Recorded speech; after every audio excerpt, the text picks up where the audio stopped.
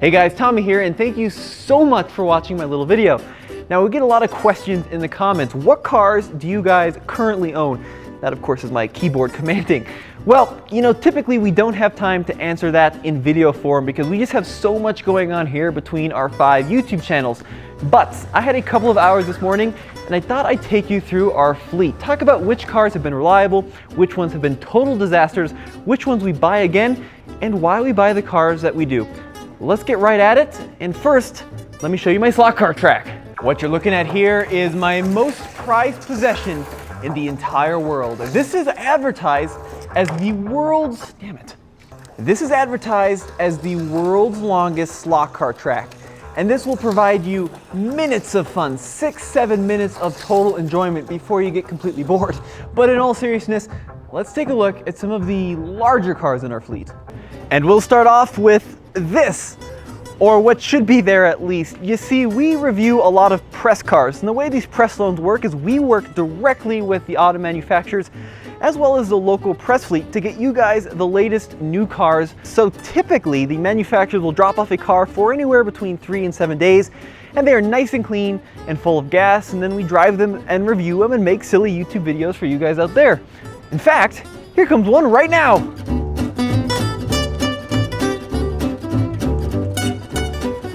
You're probably wondering at this point, if we receive the vehicles for free, how can we give a fair and unbiased review? Well, we here at TFL Studios have a strict set of editorial guidelines that guide everything we do, and it's centered around transparency. If a truck fails towing up the Ike Gauntlet, we are going to show it to you. If a car's transmission overheats going off-road, we are going to show it to you. If something does not perform as advertised, we are going to show it to you. We are not paid directly by any manufacturer. That simply just isn't allowed in our editorial guidelines. We work super hard to stay transparent and to stay unbiased. So the reviews that you get are fair and truthful. That's very important. And the manufacturers understand this. We've been working with them for, gosh, close to 11 years now. And if something works well, absolutely, it's going to make it into the video. But if something simply does not operate as advertised or is worse than the competition, you bet you are going to hear about it, press loan or not. All right. So, if we receive vehicles from the manufacturer, why go out and buy our own? Some manufacturers just don't work with us. So for example, Tesla. Tesla is notoriously stingy about providing press loans to anybody except some of the really huge kind of media companies. So we went out and bought the Tesla. Other companies like Subaru just really hate us. So we have to go out and buy Subarus when we want to review those, which is a very expensive process, and it means we almost always lose money even when you factor in the video revenue. But we love doing it and we love bringing you guys the freshest content. So that's why we do it. Now, let's talk about the Subaru. We had a Subaru Outback, great car, properly loved it. I wish Subaru would work with us because my dad loved it, I loved it, it was efficient, it was affordable, it was kind of slow, but overall a very solid choice. We ended up trading that in on a Model 3. The Model 3, another great car, properly loved it until I backed it into a garage, and then we went through the whole fixing ordeal. The shop we worked with did a great job fixing it, but my dad was just kind of soured by the whole experience, so we traded that in on the Model X. Now the Model X we had an interesting plan with. We were going to turn this into the very first Tesla Overlander because the Cybertruck is still a number of years away. So what did that mean? Well, we were going to put on some skid plates, beefy off-road tires, some kind of snorkel just for fun, maybe a jerry can full of batteries for looks, and then take it off-road. Well, we took it off-road in a video. It didn't perform very well. You guys got all grumpy about it, so we ended up not going that route. We've just been using the Model X like a commuter. We've towed with it a couple of times. Got more videos coming actually comparing it to gas cars towing. That's going to be something you want to stay tuned for. As of today, we put 7,804 miles on this car in under a year. And this is another thing we like to do with these long-termers is we can test some reliability aspects, because when you're given a car for a week, you can't put tens of thousands of miles on them. 7,800 miles is not a lot of miles yet, but so far this X has been pretty good. We had a door seal fall off. The front CVs are clicking like crazy. It's, I guess, a pretty common Model X issue. The Falcon Wing doors have bonked my grandma on the head a number of times, but overall, good ownership experience. I mean, build quality I think is subpar. None of the body panels really line up, but I would definitely recommend buying this car. My dad loves this car. I'm not sure what the future plans are. We're probably gonna do a few more videos and then maybe move on to something else because after a while they get stale. So let us know in the comment section below, what do you want to see us replace our Model X with? Probably something electric because we are very excited about the electric craze. All right, for the next vehicle in the TFL stables, we're moving to trucks. Now I'm going to organize this video in terms of new vehicles that we're long-terming and then some of the older, more eclectic stuff. But this is one of the new ones, Chevrolet Silverado Trail Bus. We've had this for a couple of months. It now has just over 3,000 miles on it, and it really has impressed the whole team. This is a great truck. A couple of things, journalists, including ourselves, like to give the interior heck for being a little bit kind of less sophisticated than the Ram or the Ford, a little bit darker, but in fact the interior has really grown on us. It's simple, very easy to use, very durable. The truck itself is a 5.3 liter engine. We got the 5.3 because that's the engine that most of you guys out there are buying. Plenty of power, even at 6, 7, 8,000, 9,000 feet above elevation, towing 7,000 pounds. No issues whatsoever. Really happy with this truck overall. Andre likes it, my dad likes it. It gets a lot of use around the office. Solid truck. We're gonna hold on to this one for the foreseeable future. Our two other new long-termers are actually not here right now. We'll talk about the Jeep Gladiator. It's a 2020 Jeep Gladiator Rubicon we call Go Be Glad, and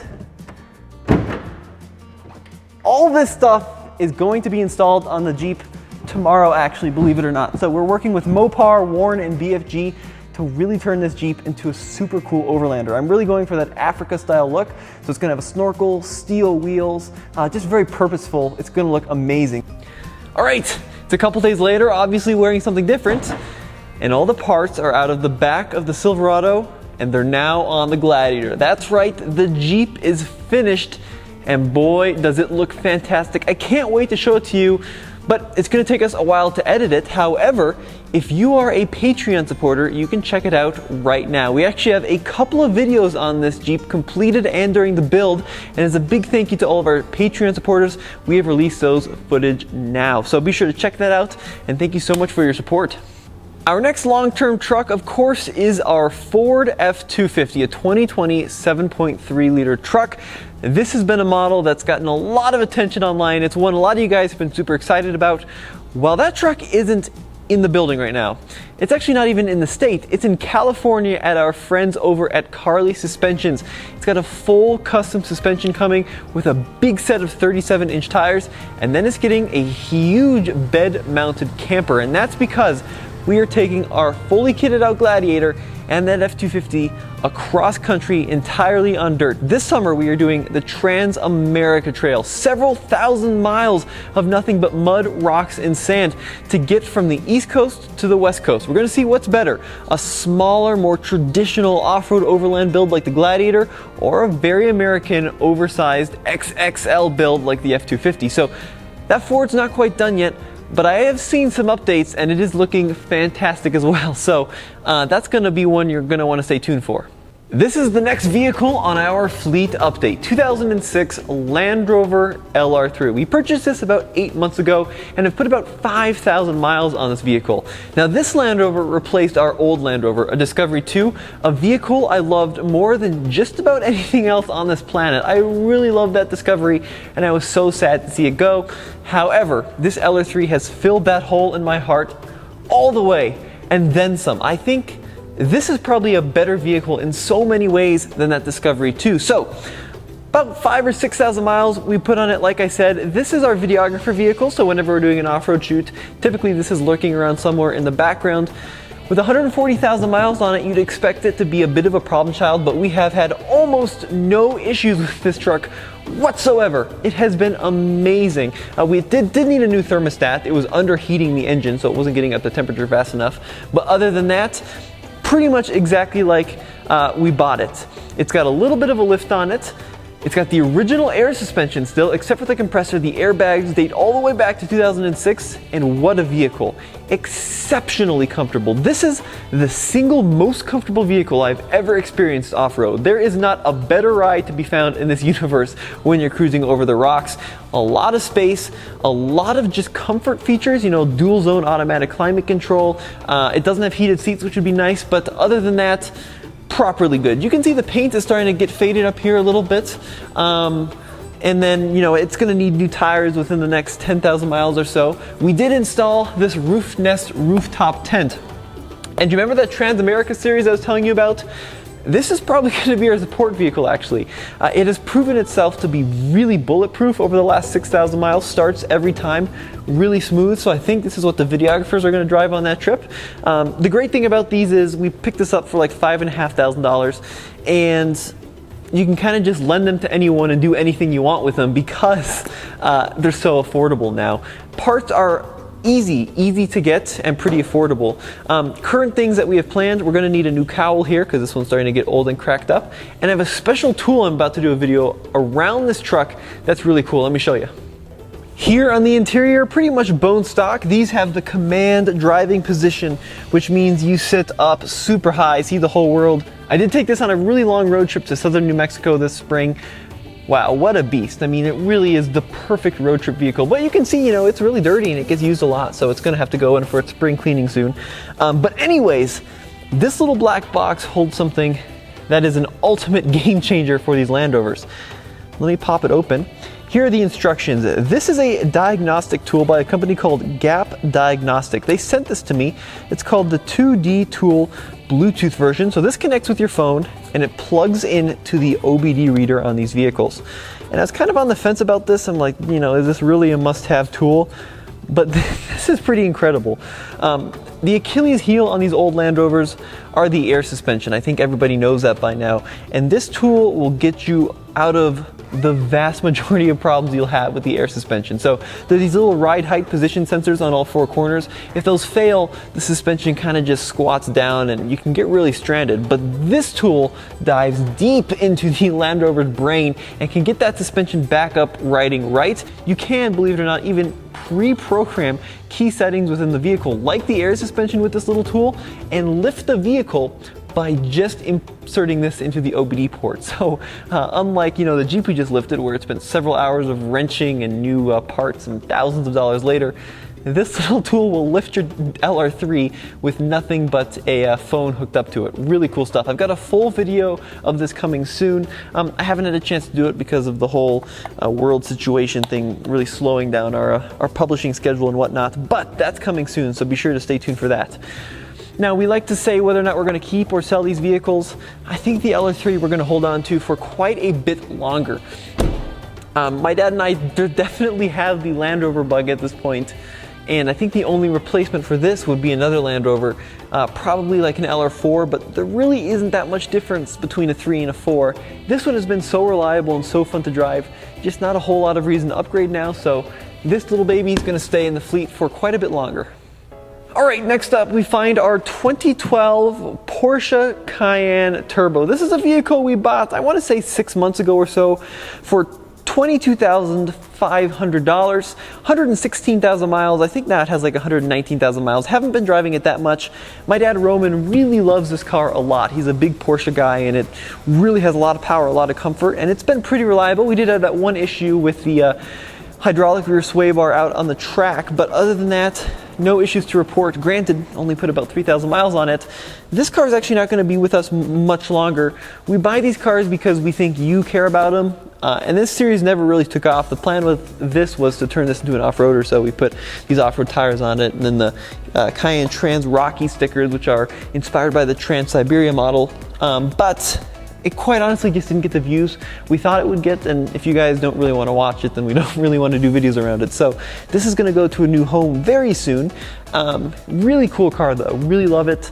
A lot of power, over 500 horsepower with a locking center and rear diff. This is a very hard car to find with the rear diff lock. Overall, fun project, but if you guys don't care, we're not going to keep putting the effort into it. So this is going on to a good home soon. Along the same vein of quirky German off-roaders, of course, is our 2004 Volkswagen Touareg, or Touareg if you live anywhere but the US.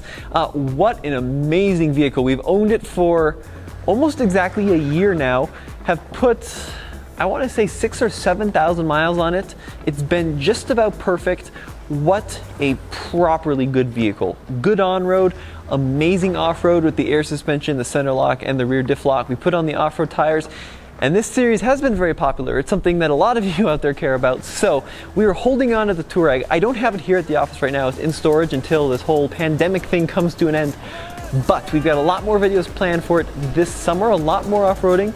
We're gonna push the limits of it and see how it does. I use that as actually my airport vehicle during the summer because it's already hail damaged, and we have a lot of hail during June and July, so I can park it at the airport. It's already hail damaged, so I don't care about it. Exceptionally comfortable and very reliable. We have had to replace the battery on it, so the old battery finally conked out. And then our mechanic guy actually put a new battery in it. It's kind of a big job because it lives under the driver's seat and the whole thing has to move forward. So we did that, and then it conked out again.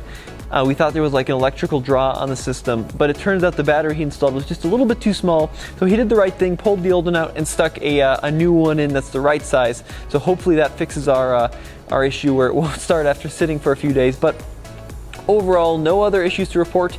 Everything works on it. Just waiting for the world to kind of come back to normal so we can pull it out of storage and start cranking along with videos again. And over at TFL Classics, we have this project. Awesome little car, 1978 Subaru DL, four-wheel drive station wagon. This is going to be a really fun project. I already have a couple videos out on TFL Classics and even TFL Car comparing this off-road to the new one. Can't recommend this car enough. Very hard to find in good condition, these old 70s Subarus, because they rusted so fast and so furiously. But the plan with this is to fix it up a little bit. It needs a new windshield, which is proven to be very hard to find. It needs a new paint job on the driver's side rear door, passenger side rear door actually. And then it needs some refurbished work done on the steering wheel and the carburetor as well. But actually, this week we're planning on taking this car to Moab, Utah to do an awesome off-road adventure with it. So be sure to stay tuned for that. This one's gonna stick around for quite a bit longer because whole series planned for it on TFL Classics. It's in really good condition. And quite honestly, we'll never find another one, so might as well take advantage of it while we can. TFL Classics is the place you're gonna find this guy living. This is the latest acquisition for the TFL fleet, a 2013 Mini Cooper S JCW GP. Now, if you're not a Mini person, I wouldn't expect you to know what this is, but for many people, this is kind of a holy grail because this was the highest performance model you could buy in 2013. It was a track-focused, stripped-down version. They only imported 500 of these into the US, and this is one of 500. However, it's probably the worst of 500 in the US. Typically, these are like 20 to 25 grand. This one cost us $13,800, and it's kind of a disaster. It's been hit in a bunch of different places that the Carfax didn't report to us. It's got a bunch of warning lights on the dash. We've been slowly kind of cranking our way through fixing some of this stuff, and soon this car is going to be back up into really good shape that we can be proud of. But as it sits right now, kind of a disaster. We're gonna have to put definitely a few thousand into it to get it back up to perfect condition. But it is a very fun car. It runs nicely. It only has 57,000 miles. And we've got a full video series planned with this car soon against my Mini actually. And we'll get to that right now because these are all the cars that the company owns. But myself personally, I own a few cars that you've probably seen in the videos as well. None of them very expensive. A lot of them very problematic, but let's get to those right now. So here's the idea. My dad has that 2013 GP, and then I went out and bought this, a $6,000 2010 Mini Cooper S with the JCW Power Kit. This one actually is in a lot better condition than that desirable GP. It has twice the mileage, over 100,000 miles, but it is in really nice condition. And I really want to become a better driver this summer, so I want to get into autocrossing. So that's why I bought this little car. Once again, you'll see the full series coming to TFL Car, but we're gonna have a really fun kind of father-son shootout and battle comparing the two and upgrading the two, and it's gonna be a fun series even if it's probably not gonna be very popular because for some reason, not a lot of people watch our Mini content. I actually own two other cars as well, both of them pretty affordable, both of them very fun, although I am trying to sell one of them actually. So I've got a 1982 Mercedes-Benz 300 diesel, turbo diesel, that I'm trying to make my forever car because it really is my all-time favorite vehicle. Incredibly reliable, super comfortable, looks great. It's in very nice condition, 150,000 miles. I've owned that one for about a year and a half now, and I plan on keeping that one for my entire life because I really truly love that one. And then I also have a 1999 Mercedes ML, and we've done a bunch of videos around that, and I don't really fit very well in the ML. I can't move the seat back far enough because the rails, I don't know what Mercedes was thinking back in the day, but I just really can't get comfortable in that car. So looking to sell that. I do have a buyer lined up. I'm just waiting for this craziness to blow over so the DMV finally opens so I can get the paperwork in order. But great car, strongly recommend the ML320. Very good off-road with a low range transfer case. I've had only one issue in the last couple thousand miles, which was the alternator blowing up on the way home from Georgia in the road trip. But hopefully the new owner loves the car because it is in very good condition. Yeah, and it was a fun experiment as well, but not super popular. We also have one long-termer, actually two long-termers. These are vehicles owned by the automobile manufacturers that they lend to us for more than the typical 1 week or 2 weeks. This is a Honda Civic Si 2020. It's been facelifted, and Honda lent us this car for about 3 months to really put through its paces. So a bunch of videos coming up with this car soon. We also have one other, which is a Polaris RZR Pro XP. That one is in storage right now. But be sure to stay tuned because we've got a lot more coverage on this car and the Pro XP. All right, check it out. So there you have it, a quick TFL fleet update. Now I'm missing one very important vehicle we get a lot of questions about. The Suzuki Samurai. What happened to it? Actually, Nathan bought that car from the company and he is fixing it up, so he's modifying it. I think it's got a little bit of a lift on it now. Rock rails are coming soon, so that video should be up fairly soon once he gets it done, although we'll see how long that process takes. But he still has the Samurai. And the Jeep Comanche, actually, we just sold. So we had this 88 Jeep Comanche, properly brilliant truck. A bunch of videos on that on the TFL truck page and TFL Classics. Loved that Jeep, but it went on to a new home to make room for some new projects and the freshest content coming to you on the TFL Studios YouTube channel. So TFL Car, TFL Truck, TFL Off-Road, TFL Now, and of course my channel, TFL Classics. Thank you so much for watching this video. And head over to TFLcar.com for the latest and greatest in used and new car reviews, because we've got a lot of jalopies coming along here.